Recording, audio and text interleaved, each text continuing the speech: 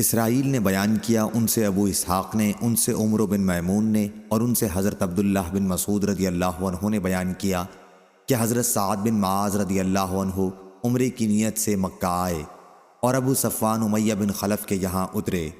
امیہ بھی شام جاتے ہوئے تجارت وغیرہ کے لیے جب مدینے سے گزرتا تو حضرت سعد بن معاذ رضی اللہ عنہ کے یہاں قیام کیا کرتا تھا۔ امیہ نے حضرت سعد رضی اللہ عنہ سے کہا، ابھی ٹھہرو، جب دوپہر کا وقت ہو جائے اور لوگ غافل ہو جائیں تب طواف کرنا، کیونکہ مکے کے مشرک مسلمانوں کے دشمن تھے۔ سعد رضی اللہ عنہ کہتے ہیں، چنانچہ میں نے جا کر طواف شروع کر دیا۔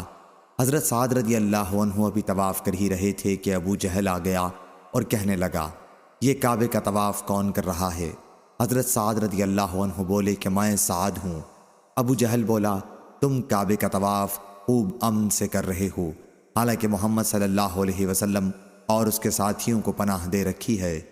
سعد رضی اللہ عنہ نے کہا، ہاں ٹھیک ہے۔ اس طرح دونوں میں بات بڑھ گئی۔ پھر امیہ نے سعد رضی اللہ عنہ سے کہا، ابو الحکم ابو جہل کے سامنے اونچی آواز سے نہ بولو، وہ اس وادی مکے کا سردار ہے۔ اس پر سعد رضی اللہ عنہ نے کہا، خدا کی قسم اگر تم نے مجھے بیت اللہ کے طواف سے روکا تو میں بھی تمہاری شام کی تجارت خاک میں ملا دوں گا، کیونکہ شام جانے کا صرف ایک ہی راستہ ہے جو مدینے سے جاتا ہے۔ بیان کیا کہ امیہ برابر سعد رضی اللہ عنہ سے یہی کہتا رہا کہ اپنی آواز بلند نہ کرو، اور انہیں مقابلے سے روکتا رہا۔ آخر سعد رضی اللہ عنہ کو اس پر غصہ آ گیا اور انہوں نے امیہ سے کہا، چل پرے ہٹ، میں نے حضرت محمد صلی اللہ علیہ وسلم سے تیرے متعلق سنا ہے، آپ نے فرمایا تھا کہ تجھ کو ابو جہل ہی قتل کرائے گا۔ امیہ نے پوچھا، مجھے؟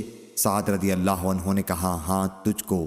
تب تو امیہ کہنے لگا، اللہ کی قسم، محمد صلی اللہ علیہ وسلم جب کوئی بات کہتے ہیں تو وہ غلط نہیں ہوتی۔ پھر وہ اپنی بیوی کے پاس آیا اور اس سے کہا کہ تمہیں معلوم نہیں میرے یسربی بھائی نے مجھے کیا بات بتائی ہے؟ اس نے پوچھا، انہوں نے کیا کہا؟ امیہ نے بتایا کہ محمد صلی اللہ علیہ وسلم کہہ چکے ہیں کہ ابو جہل مجھ کو قتل کرائے گا۔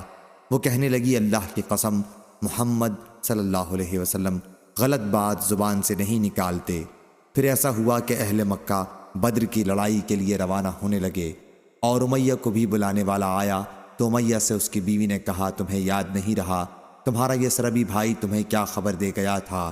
بیان کیا کہ اس یاد دہانی پر امیہ نے چاہا کہ اس جنگ میں شرکت نہ کرے، لیکن ابو جہل نے کہا، تم وادی مکہ کے رئیس ہو، اس لیے کم از کم 1 یا 2 دن کے لیے ہی تمہیں چلنا پڑے گا۔ اس طرح وہ ان کے ساتھ جنگ میں شرکت کے لیے نکلا اور اللہ تعالیٰ نے اس کو قتل کرا دیا۔ صحیح بخاری حدیث نمبر 3632۔